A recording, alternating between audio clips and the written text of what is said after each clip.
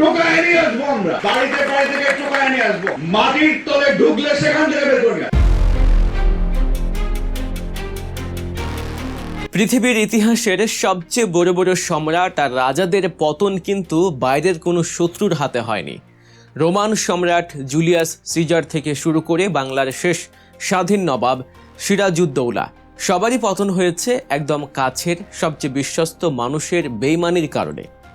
ইতিহাস বারবার একটি অমোঘ সত্য আমাদের সামনে তুলে ধরে, আর তা হলো বড় বড় ক্ষমতাবানদের পতন কখনোই বাইরের শত্রুর হাতে হয় না। তাদের পতন ঘটে সবচেয়ে কাছের এবং অত্যন্ত বিশ্বস্ত মানুষের হাতে। ঠিক এমন এক অবিশ্বাস্য রোমহর্ষক এবং হলিউডের ক্রাইম থ্রিলার সিনেমাকেও হার মানানো বিশ্বাসঘাতকতার শিকার হয়েছেন বাংলাদেশের বিগত সরকারের আমলের অন্যতম প্রতাপশালী এবং দুর্ধর্ষ সাবেক পুলিশ প্রধান বেনজির আহমেদ। যে মানুষটির পাতা নিখুঁত আইনি ও বেআইনি জালে একসময় এদেশের হাজারো রাজনৈতিক নেতা এবং সাধারণ মানুষ নির্মমভাবে আটকা পড়েছে, সেই মানুষটি কিনা শেষমেশ নিজের অত্যন্ত ঘনিষ্ঠ এক বন্ধুর পাতা অতি সাধারণ এক ফাঁদে পা দিয়ে ভিন দেশের কারাগারে শেকল পড়লেন। দুবাই পুলিশের হাতে এভাবেই ধরা পড়লেন এক সময়ের দাপুটে আইজিপি বেনজির আহমেদ। কিন্তু কিভাবে ঘটল এই নাটকীয় ঘটনা? কেন তার সবচেয়ে কাছের বন্ধু তাকে পুলিশের হাতে তুলে দিলেন? আর আন্তর্জাতিক আইনের নানা মারপ্যাঁচ পেরিয়ে ঠিক কোন প্রক্রিয়ায় তাকে ঢাকার মাটিতে ফিরিয়ে আনা হচ্ছে? চলুন আজকের এই মেগা বিশ্লেষণে একদম সহজ ভাষায় পর্দার আড়ালের অজানা সেই রুদ্ধশ্বাস গল্পগুলো জেনে নেওয়া যাক। ঘটনাটির শুরু হয় গত 12ই জুন। অন্যান্য সাধারণ দিনের মতোই সংযুক্ত আরব আমিরাতের দুবাইয়ে নিজের বিলাসবহুল বাসভবনে পরিবারের সাথে সময় কাটাচ্ছিলেন আত্মগোপনে থাকা বেনজির আহমেদ। দেশে তার বিরুদ্ধে হাজার কোটি টাকার দুর্নীতির মামলা থাকলেও বিদেশে বিপুল বিনিয়োগ এবং বিলাসবহুল জীবনযাপনের কারণে তিনি হয়তো নিজেকে ধরা ছোঁয়ার একেবারেই বাইরে ভাবছিলেন। কিন্তু হঠাৎ করেই বেজে ওঠে তার মোবাইল ফোন।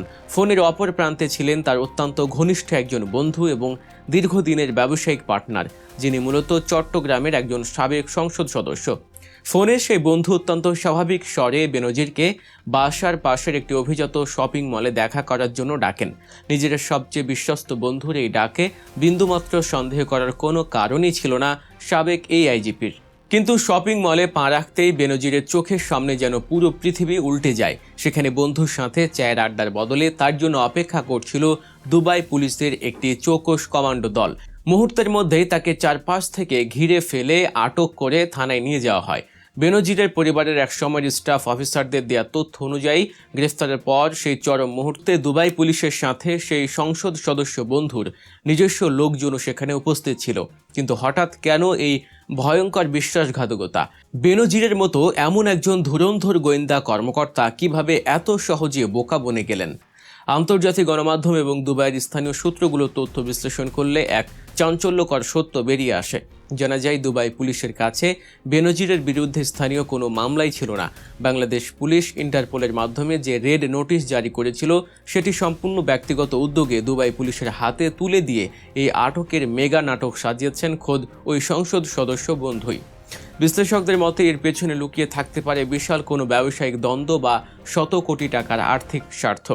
পতিত স্বৈরাচারের আমলে যারা ক্ষমতার চরম অপব্যবহার করে অবৈধ সাম্রাজ্য গড়ে তুলেছিলেন, তাদের নিজেদের মধ্যকার সম্পর্ক কখনোই বিশ্বাস বা আদর্শের উপর দাঁড়িয়ে থাকে না। টাকার ভাগাভাগি নিয়ে সামান্য দ্বন্দ্ব দেখা দিলেই তারা একে অপরকে ধ্বংস করতে দ্বিতীয়বার ভাবেন না। বেনজিরের এই ঘটনাটি মূলত অপরাধ জগতের সেই চিরাচরিত নিয়মকেই আবার প্রমাণ করল। অপরাধীদের নিজেদের মধ্যে কোনো বিশ্বস্ততা থাকে না। বেনজির আহমেদের এই আটকের খবরটি শুধু দুবাইয়ের মরুভূমিতে সীমাবদ্ধ থাকেনি। এটি মুহূর্তের মধ্যেই দাবা নলের মতো ছড়িয়ে পড়েছে ভারতের দিল্লি এবং কলকাতায়। 5ই আগস্টের রাজনৈতিক পট পরিবর্তনের পর আওয়ামী লীগের যে অসংখ্য শীর্ষ নেতা এবং দুর্নীতিগ্রস্ত পুলিশ কর্মকর্তা ভারতে বা অন্য দেশে আত্মগোপন করে আছেন, এই খবরটি তাদের মনে চরম আতঙ্কের সৃষ্টি করেছে। তারা এখন হাড়ে হাড়ে টের পাচ্ছেন যে কাঁড়ি কাঁড়ি কালো টাকা আর বিদেশে বিলাসবহুল আশ্রয় থাকলেই কেউ নিরাপদ নন। দেশের আইন হয়তো তাদের তাৎক্ষণিকভাবে ছুঁতে পারছে না, কিন্তু নিজেদের ভেতরের ক্ষোভ, টাকার লোভ এবং স্বার্থের দ্বন্দ্বই যে কোনো সময় তাদের পতনের মূল কারণ হতে পারে। বেনজিরের মতো এমন একজন প্রতাপশালী ব্যক্তি যদি নিজের বন্ধুর দ্বারাই এভাবে বিক্রি হয়ে যেতে পারেন, তবে আত্মগোপনে থাকা অন্যান্য পলাতকদের জন্য এটি এক বিশাল অশনি সংকেত। এই ঘটনাটি পলাতক স্বৈরাচারী গোষ্ঠীর মনস্তাত্ত্বিক ভিত্তিকে সম্পূর্ণ গুঁড়িয়ে দিয়েছে। বেনজির তো ধরা পড়লেন, কিন্তু এবার তাকে দেশে ফেরানো হবে কিভাবে? সাধারণ মানুষের মনে এখন এটাই সবচেয়ে বড় প্রশ্ন।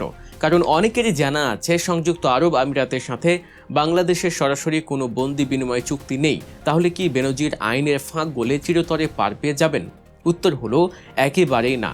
আন্তর্জাতিক আইন এবং কূটনীতির কিছু সুনির্দিষ্ট প্রক্রিয়া রয়েছে, যার মাধ্যমে তাকে দেশে ফিরিয়ে আনা শতভাগ সম্ভব, এবং বর্তমান প্রশাসন সেই পথেই শক্তভাবে হাঁটছে। বন্দি বিনিময় চুক্তি না থাকলেও দুবাই থেকে বেনজিরকে ফেরানোর জন্য মূলত 4টি ধাপে কাজ চলছে। প্রথমত, গত 12 জুন সংযুক্ত আরব আমিরাতের স্বরাষ্ট্র মন্ত্রণালয়ের অধীনস্থ ন্যাশনাল সেন্ট্রাল ব্যুরো বা এনসিবি আবুধাবি আনুষ্ঠানিকভাবে এনসিবি ঢাকাকে ইমেইলের মাধ্যমে বেনজিরের গ্রেফতার এবং তাদের হেফাজতে থাকার বিষয়টি নিশ্চিত করেছে। এটি প্রত্যাবর্ষণ প্রক্রিয়ার প্রথম এবং সবচেয়ে বড় আইনি বিজয়।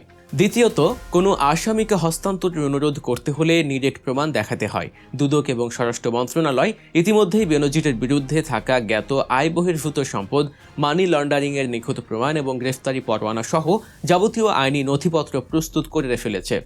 তৃতীয়ত, আমিরাতের ফেডারেল ল 39-এর বিধান অনুযায়ী গ্রেফতারের ঠিক 30 দিনের মধ্যেই কূটনৈতিক চ্যানেলের মাধ্যমে আনুষ্ঠানিক এক্সট্রাট্রাডিশন রিকোয়েস্ট বা হস্তান্তরের অনুরোধ জমা দিতে হয়। বাংলাদেশ অত্যন্ত দ্রুততার সাথে এই প্রস্তাবটি পাঠানোর প্রস্তুতি নিচ্ছে। চতুর্থত, সরাসরি চুক্তি না থাকলেও জাতিসংঘ দুর্নীতি বিরোধী কনভেনশনের সদস্য হিসেবে মিউচুয়াল লিগ্যাল অ্যাসিস্ট্যান্টের আওতায় দুই দেশ সরাসরি কাজ করতে পারে। পারিবারিক সূত্রে জানা গেছে, দুবাইয়ের একটি আদালতে বেনজিরের জামিন আবেদন নিয়ে রুদ্ধশ্বাস শুনানি হতে পারে। নিজেকে রক্ষার জন্য তিনি পানির মতো টাকা খরচ করে দুবাইয়ের শীর্ষস্থানীয় আইনজীবী নিয়োগ করেছেন। কিন্তু আন্তর্জাতিক আইন বিশেষজ্ঞদের মতে ইন্টারপোলের রেড নোটিশ এবং বাংলাদেশ রাষ্ট্রের আনুষ্ঠানিক প্রত্যাবর্ষণ প্রক্রিয়ার মুখে একজন পলাতক আসামির ভিনদেশে জামিন পাওয়া প্রায় অসম্ভব একটি বিষয়। দেশে ফিরে আসার পর বেনজিরের বিরুদ্ধে ঠিক কি ধারার বিচার হতে পারে? শুধু কি দুর্নীতির মামলা? মোটেও না। আইনজ্ঞদের মতে দেশে ফেরার পর তাকে বহুমুখী আইনি কাঠগড়ায় দাঁড়াতে হবে। একদিকে দুদক এবং মানি লন্ডারিং আইনে দীর্ঘমেয়াদী কারাদণ্ড, অন্যদিকে র্যাব এবং পুলিশের আইজিপি হিসেবে দায়িত্ব পালনের সময় তার নির্দেশে ঘটা শত শত গুম এবং বিচার বহির্ভূত হত্যাকাণ্ডের জন্য তাকে চূড়ান্ত জবাবদিহির আওতায় আনা হবে। নিজের সবচেয়ে কাছের বন্ধুর পাতা ফাঁদে বেনজির আহমেদ এভাবে ধরা পড়বেন, এমনটা কি কেউ কখনো কল্পনা করতে পেরেছিলেন? এই চরম বিশ্বাসঘাতকতার পেছনে আসলে কি স্বার্থ থাকতে পারে বলে আপনি মনে করেন? আর বেনজিরকে কি সত্যিই দেশের মাটিতে ফিরিয়ে এনে বিচার করা সম্ভব হবে? আপনার তীক্ষ্ণ বিশ্লেষণ এবং মতামত আমাদের মন্তব্যের ঘরে অবশ্যই জানাবেন। দেশ, রাজনীতি এবং আন্তর্জাতিক কূটনীতির এমন সব এক্সক্লুসিভ এবং বিশ্লেষণধর্মী খবর পেতে গল্প নিউজ চ্যানেলটি সাবস্ক্রাইব করে বেল আইকনটি বাজিয়ে রাখুন। সত্যের পক্ষে থাকুন, দেশের স্বার্থে সচেতন থাকুন। আল্লাহ হাফেজ।